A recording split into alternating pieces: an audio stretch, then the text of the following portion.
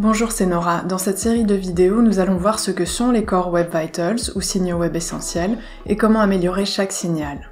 Aujourd'hui, je vais vous montrer comment améliorer le LCP. Et comme pour le reste de cette série de vidéos, certaines des méthodes que je vais mentionner sont des méthodes avancées. Et je sais que ce n'est pas forcément facile pour toutes et pour tous, mais si je mentionne ces méthodes spécifiquement, c'est parce que ce sont les meilleurs moyens et parfois les seuls moyens d'améliorer le LCP et d'autres signaux web essentiels. Le LCP, ou Largest Contentful Paint, qu'on peut vaguement traduire par le plus grand rendu de contenu, c'est une métrique qui évalue le temps de chargement du contenu principal. C'est donc un des 3 signaux web essentiels et un LCP inférieur à 2,5 secondes est recommandé par Google. Et la définition officielle de Google, c'est le LCP indique le délai d'affichage de la plus grande image, vidéo ou section de texte visible dans la fenêtre d'affichage par rapport au moment où l'utilisateur a accédé à la page pour la première fois. Donc les éléments pris en compte pour mesurer le LCP, ce sont les images, les vidéos et le texte. Et à l'avenir, d'autres éléments pourraient être pris en compte comme les SVG par exemple. Pour mesurer votre LCP, vous pouvez utiliser PageSpeed Insights si vous avez suffisamment de trafic sur votre site, et vous pouvez également utiliser Web Page Test si ce n'est pas le cas. Pour améliorer votre LCP, la première étape, ce sera d'améliorer le temps de réponse du serveur. Et donc là, je vous renvoie à la vidéo précédente sur le TTFB. Si vous améliorez votre TTFB, vous pourrez déjà améliorer votre score LCP. C'est pour ça que j'ai fait une vidéo sur le TTFB qui n'est pas un signal web essentiel, mais qui va vous permettre d'améliorer les signaux web essentiels. Après avoir amélioré votre TTFB, et donc souvent en changeant de serveur, la deuxième étape, ce sera de décharger les éléments inutiles sur votre site. Et les éléments qui ne sont pas utilisés, c'est en particulier le CSS inutilisé, donc le code CSS qui n'est pas utilisé, et le code JavaScript qui n'est pas utilisé. Et la raison pour laquelle il y a du code qui n'est pas utilisé sur votre site, le plus souvent, c'est parce que ce sont des extensions qui sont chargées sur l'ensemble de votre site. Pour des développeurs d'extensions, il n'est souvent pas possible de prévoir où va se trouver les éléments de leurs extensions. Vous pouvez imaginer une extension de formulaire de contact, cette extension est installée sur votre site et l'extension va charger son code sur toutes les pages, pas uniquement sur la page qui s'appelle contact, parce que vous pourriez avoir des formulaires de contact n'importe où sur votre site. Et les développeurs d'extensions n'ont pas de moyen de prévoir où vous allez mettre votre formulaire de contact sur votre site. C'est pour ça que le code de l'extension de formulaire de contact va être chargé sur l'ensemble de votre site. Cependant, vous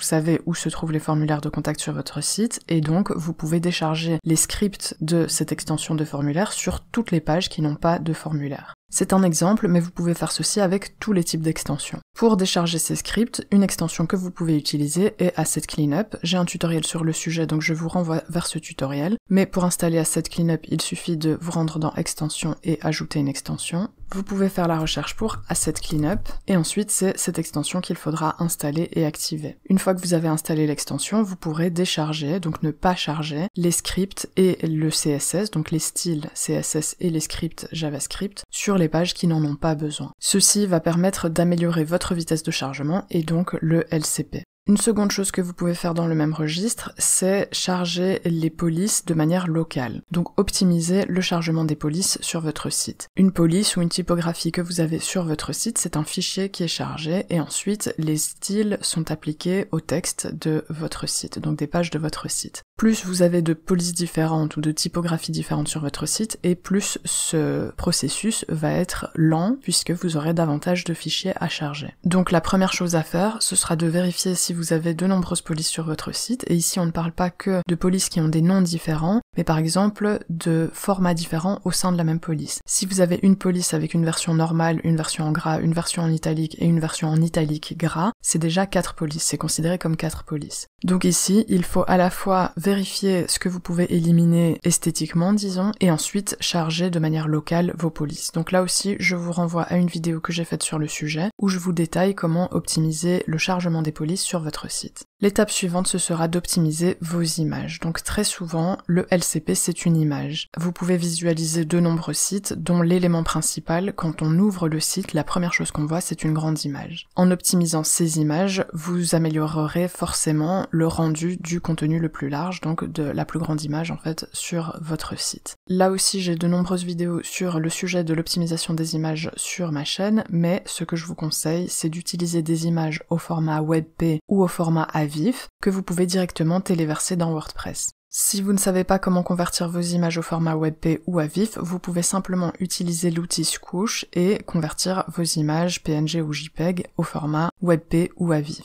La différence entre WebP et AVIF, c'est qu'AVIF est normalement un tout petit peu plus performant parce qu'un tout petit peu plus récent que WebP. Mais pour l'instant, il n'y a pas une énorme différence, donc privilégiez AVIF si c'est possible, et si ce n'est pas possible, WebP est de toute façon excellent. Une autre chose à garder en tête en ce qui concerne les images, c'est qu'en général, il faudrait avoir des images qui ne dépassent pas 100 kilooctets. Je vais prendre cette image au hasard, et ici, j'ai déjà un mauvais exemple, puisque la taille de mon fichier est de 151 kilooctets. Donc pour optimiser cette image, il faudrait que je la télécharge et ensuite je peux utiliser Squoosh pour réduire les dimensions de cette image, ce qui va réduire la taille de fichier puisque mon image est déjà au format WebP. Évidemment, si vous avez des images qui dépassent les 100 kilooctets, ça peut arriver et parfois vous n'avez pas le choix, sinon vos images peuvent être pixelisées, mais gardez 100 kilooctets comme repère et essayez de vous en rapprocher le plus possible.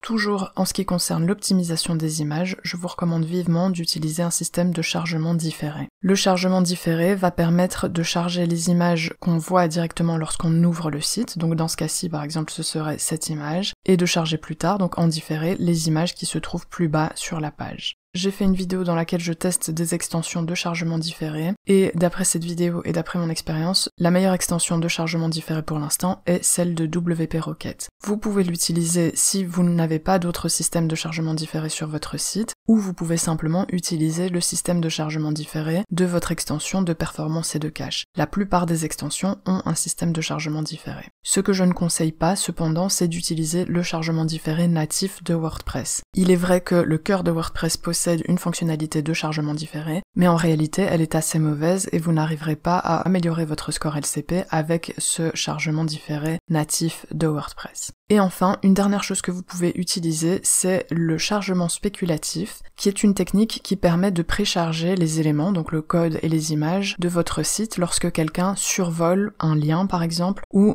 déplace sa souris vers un endroit de votre site qui pourrait accéder à une autre page. Donc c'est un chargement spéculatif parce qu'il s'agit effectivement de spéculer sur la prochaine destination du visiteur. Cette extension est relativement récente, mais il semblerait qu'elle soit déjà très efficace. Elle est développée par l'équipe de performance de WordPress, donc directement par des gens qui travaillent sur WordPress, et elle a déjà 40 000 installations actives. Il se pourrait qu'à l'avenir, le chargement spéculatif soit directement intégré au cœur de WordPress, et dans ce cas, cette extension ne sera plus nécessaire. Mais pour l'instant, c'est une extension qui peut vous aider à améliorer votre LCP. J'espère que ce tutoriel vous a été utile et que vous pourrez mieux optimiser votre site. Si c'est le cas, n'hésitez pas à liker cette vidéo et à vous abonner. Vous pouvez me poser vos questions en commentaire et je vous dis à bientôt.